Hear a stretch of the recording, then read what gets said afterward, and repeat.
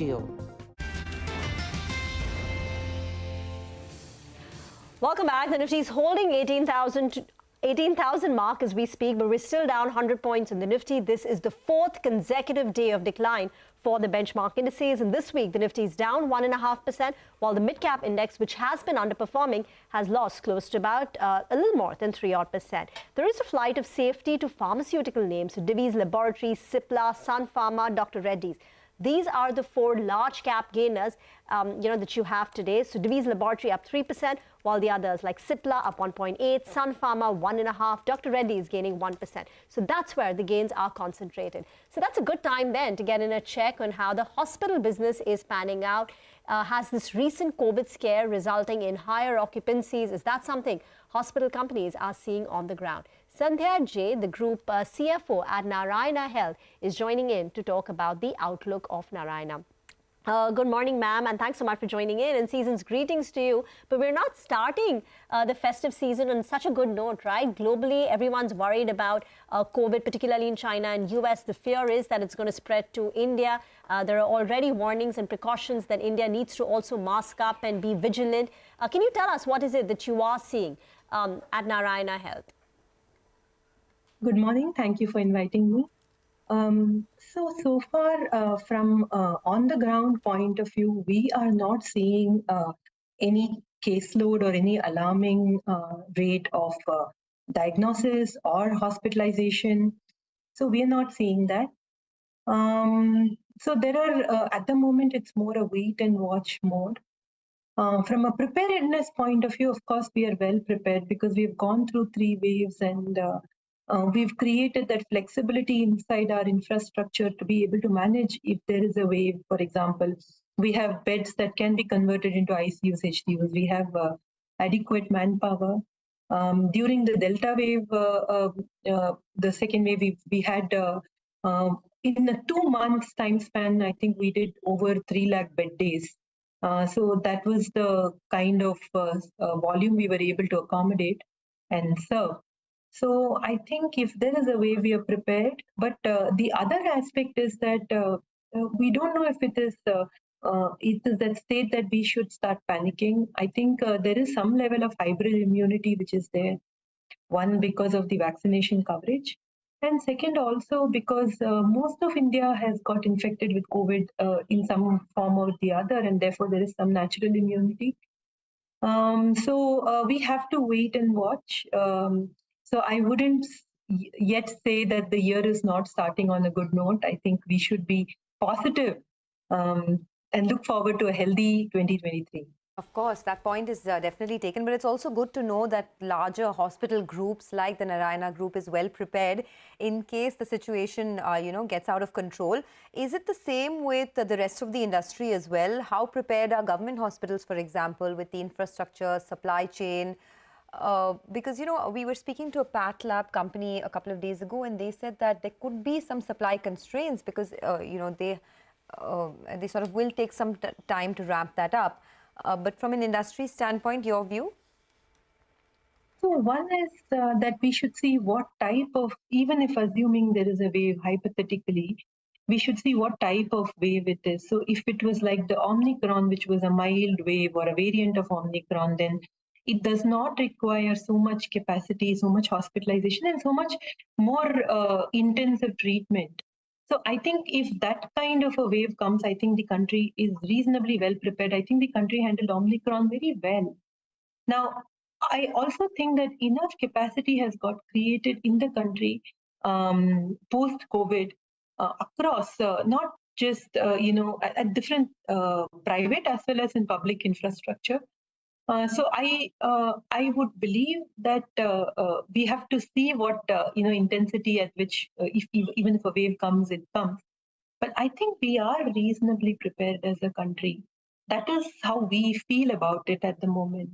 Reasonably prepared. Let's move on then to the business itself. Tell us a little bit about occupancies. How are they at the moment, considering that perhaps medical tourism has also picked up now?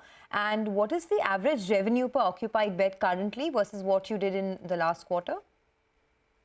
So for Q3, since our results are not yet released, so I'm not sharing any number which is forward-looking. Quarter two, the quarter that just went past, we did an average revenue per patient of. See, we look at average revenue per patient, as you're aware. We believe that's the better measure than ARPOB. So our average revenue per patient was 110,000. That's been kind of the stable number we've been seeing for a few quarters. As far as the occupancy is concerned, we are upwards of 60% in terms of occupancy. The thing with occupancy is that, healthcare is an industry where the patient comes in at 10 o'clock, but the previous patient leaves at 3, the reverse of the hotel industry. To some extent, that occupancy overlap is there. Therefore, the numbers reflect in that range. In quarter three, like always, it is a festive quarter. So therefore, there are parts of the quarter where actually we see volume dips. So during Diwali, during Dashera, now during Christmas vacations, we will see volume dips. People will either take breaks or they will push out electives. And so that's a trend that, you've seen us go through every quarter three of the year. And it's no different this quarter three as well. Ma'am, at the start of any new year, it's a good time to take stock of the plans for the next year. What are the expansion plans that you've lined up for 2023, 2024? Any M&A on the horizon?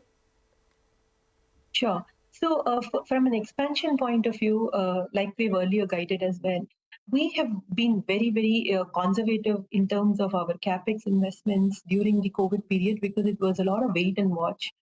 So that catch-up capex has happened in the current year and will also happen in the next year. So we've kind of guided that between these 2 years, which is FY23 and FY24, we will invest about 2,000 crores in capex. So this will go in 3-4 buckets. One, we recently, as you're aware, did an M&A of an orthopedic hospital in Bangalore. We are also expanding capacity, coming up with new blocks, buying land, building hospital, etc. in our flagship locations, Bangalore and Calcutta. We are also expanding capabilities.